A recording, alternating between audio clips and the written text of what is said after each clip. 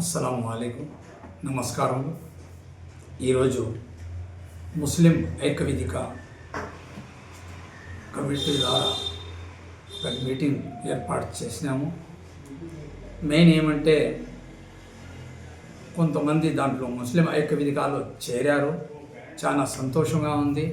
నా మాట నేను చెప్పిన తర్వాత సంతోషంగా మేము చేరుతాం సార్, ముస్లిం ఐక్యవేదికలో పని చేస్తాననేసి వాళ్ళు కోరి నాసిర్ అనే వ్యక్తి, అజ్మత్, ముజీబ్, ఫఖ్రుద్దీన్ గారు వీళ్ళు నలుగురు చేరినారు. వాళ్ళ క్యాడర్ వాళ్ళకి ఇచ్చినారు. వాళ్ళ పోస్టులు కూడా ఉంటాయి. వాళ్ళు పని చేసేదానికి సిద్ధంగా ఉన్నారు. పని చేస్తారు కూడా, నమ్మకం ఉంది.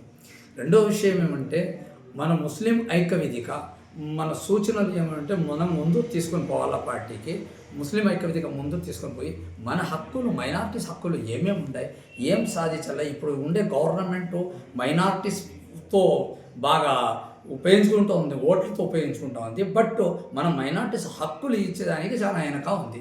ఊరికే పేపర్లో వస్తాయి ఇన్ని కోట్లు మైనారిటీస్కి అలాడయింది, ఇన్ని కోట్లు అయినాయి. అదే కోట్లు లేదు, తొడగే కోట్లు కూడా లేదు. అది ఏం లేదు. మనము చేయాల్సింది మనకు ఎంతమంది మైనారిటీ ఫైనాన్స్ కార్పొరేషన్లు ఎంత డబ్బులు ఉన్నాయి, ఆ డబ్బులు ఎవరెవరికి ఇస్తూ ఉన్నారు, దానిలో దుల్హన్ పథకం ఏమైపోయింది, రెండో విషయం వచ్చేసి స్కాలర్షిప్స్ ఏమైపోయినాయి, మూడోది వచ్చి సబ్సిడీ లోన్స్ మైనారిటీస్కి ఏమైంది. ఇది గవర్నమెంట్ దాని గురించి ఆలోచన చేసి మన ముస్లిం ఐక్యవేదిక ఆ తరఫు నుంచి మనం పోరాడుతూ ఉన్నాం. దానికి మనం కంపల్సరీగా సమాధానం ఇవ్వాలా అని నేను డిమాండ్ చేస్తూ ఉన్నాను.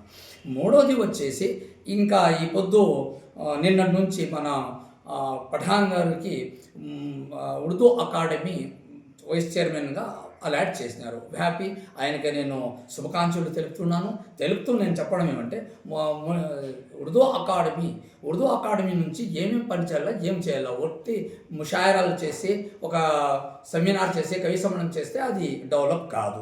మనకు కావాల్సిన ఉర్దూ అకాడమీలో వాళ్ళు ఏం చేయాలా, కొన్ని చాలా పోస్టులు ఉర్దూ స్కూల్లో ఖాళీ ఉండే అది భర్తీ చేయాలా. కొన్ని చోట్ల ఉర్దూ స్కూల్లో లేదు, పిల్లలు 8 కిలోమీటర్లు 9 కిలోమీటర్లు నడిచిపోవాల్సిన పరిస్థితి ఉంది. ఆడ ఉర్దూ స్కూల్ అపాయింట్ చేయాలా. కనీసం కాంట్రాక్ట్ బేసిక్ పైన అన్న వాళ్ళకి అడ్మిషన్ చేయాల్సింది, టీచర్స్కి అలాట్ చేయాలి.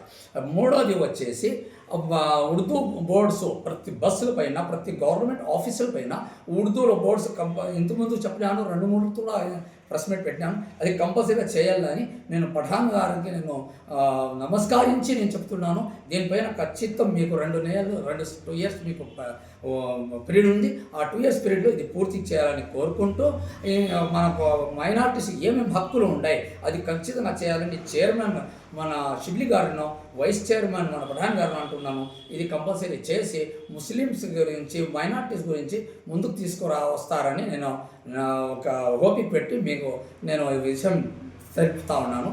దీంతో నేను సెలవు తీసుకుంటాను.